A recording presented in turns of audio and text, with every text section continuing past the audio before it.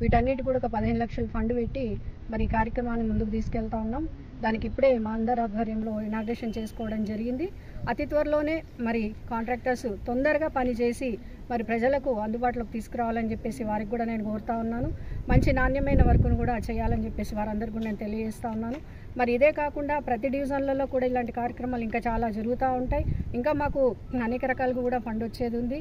మరి ఆ ఫండ్ కూడా అందితే తప్పకుండా అన్ని డివిజన్లలో కూడా ఇంకా మంచి కార్యక్రమాలు మేము ముందు తీసుకెళ్తా ఉన్నాం. కాబట్టి ప్రజలందరూ కూడా మా అందరికీ ఆశీర్వదించాలని చెప్పేసి కోరుకుంటూ మరొక విజ్ఞప్తి, ఇప్పుడున్నటువంటి వర్షకాలాన్ని దృష్టిలో పెట్టుకొని ఫ్రైడే ఇవన్నీ కార్యక్రమాలు కూడా ఎన్ఎంసీ నుంచి చాలా చక్కగా కార్యక్రమాలు నిర్వహిస్తూ ఉన్నాం.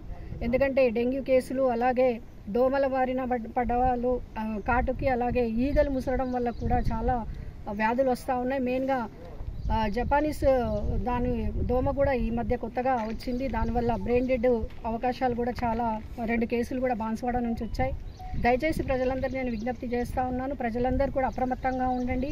మీ ఆవరణ అంతా కూడా శుభ్రం చేసుకోండి. అలాగే మంచినీళ్ళు ఎప్పుడు కూడా నిల్వ పెట్టుకోకుండా ఎప్పటికప్పుడు కూడా ఫ్రెష్ వాటర్ని నింపుకొని, అది బయట పనులకు వాడుకునేవైనా సరే, లేదా ఇంట్లో డ్రింకింగ్ వాటర్ కానీ, వంటకు వాడుకునేవి కానీ ఏవైనా సరే చాలా జాగ్రత్తలు తీసుకొని ప్రజలందరూ కూడా ఈ యొక్క వర్షాకాలాన్ని మీరు అనారోగ్య బారిన పడకుండా జాగ్రత్తలు వహించాల్సిందిగా ప్రజలందరికీ విజ్ఞప్తి చేస్తూ ఉన్నాను. అలాగే ఏదైతే చెత్త ఉంటుందో తప్పకుండా చెత్త బండ్లకే ఇవ్వండి. మీ దగ్గర పారేసుకున్నారు, ఒకవేళ ఒకరోజు రాలేదు ఆటో, లేదంటే లేట్ అయింది అని అంటే చాలామంది ఇంటికి దగ్గరలో ఉన్నటువంటి పాయింట్లలో పడేస్తూ ఉన్నారు. దానివల్ల కూడా ప్రజలకే ఇబ్బంది అవుతుంది. కాబట్టి దయచేసి వాటిని డబ్బాలలో, కవర్లలో వేసి పెట్టండి.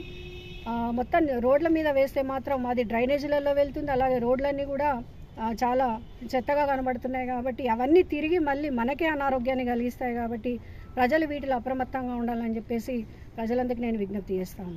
Thank you. 20వ డివిజన్లో డివిజన్ అభివృద్ధిలో భాగంగా అభివృద్ధి పార్కును అన్ని విధాలా ఇక్కడి ప్రజలకు ఉపయోగపడేలా, అందరికీ సౌకర్యవంతం ఉండేలా పార్కును అభివృద్ధి చేయడం జరిగింది. అదేవిధంగా ఒక డ్రైనేజ్ నిర్మాణం కానీ, అదేవిధంగా కాంపౌండ్ వాల్ నిర్మాణానికి ఈరోజు గౌరవ మేయర్ దండు నీతి కిరణ్ గారి చేతుల మీదుగా ఈరోజు భూమి పూజ చేయడం జరిగింది. ఏదైతే డివిజన్లోని ప్రజలు ఇక్కడ వాతావరణం ఆహ్లాదకరంగా ఉండాలని చెప్పేసి ఏర్పరచుకున్న పార్కులను కబ్జాలు కాకుండా ఈరోజు కాంపౌండ్ వాల్ కట్టి కాపాడమే కాకుండా ప్రజలందరికీ కూడా, ఇక్కడ ఉన్న వారికి అందరికీ కూడా ఉపయోగపడే విధంగా ఓపెన్ జిమ్ములు, అదేవిధంగా వాకింగ్ ట్రాక్ ఏర్పాటు చేసి ఈరోజు పార్కులను ప్రజల అవసరాల కోసం ఈరోజు మనం ఉపయోగించే విధంగా అభివృద్ధి చేయడం జరిగింది. ఇవే కాకుండా ఈ కాలనీలో ఉన్న సమస్యలు, రోడ్లు కానీ, డ్రైనేజీలు కానీ దశల వారీగా ఉన్న నిధులను అనుగుణంగా గౌరవ శాసనసభ్యులు ధన్పాల్ సూర్యనారాయణ గారి ఆలోచనతోటి, అదేవిధంగా వారి ఆధ్వర్యంలో, అదేవిధంగా మేయర్ దండు నీతి కిరణ్ గారి ఆధ్వర్యంలో దశల వారీగా ఉన్న నిధులతోటి అన్ని విధాల కాలనీని ఒక నిజామాబాద్ నగరంలోనే ఒక అభివృద్ధి కాలనీగా నిర్మించడానికి ప్రత్యేకంగా చొరవ తీసుకొని అభివృద్ధి చేయడం జరుగుతుంది. ఈరోజు డ్రైనేజీ నిర్మాణం కానీ, అదేవిధంగా ప్యాచ్ వర్క్ కానీ, కాంపౌండ్ వాల్ నిర్మాణం కానీ, అదేవిధంగా పార్కును కూడా ఈరోజు ప్రజలకు ఉపయోగపడే విధంగా ఈరోజు రిబ్బన్ కట్ చేసి ఓపెనింగ్ చేయడం జరిగింది.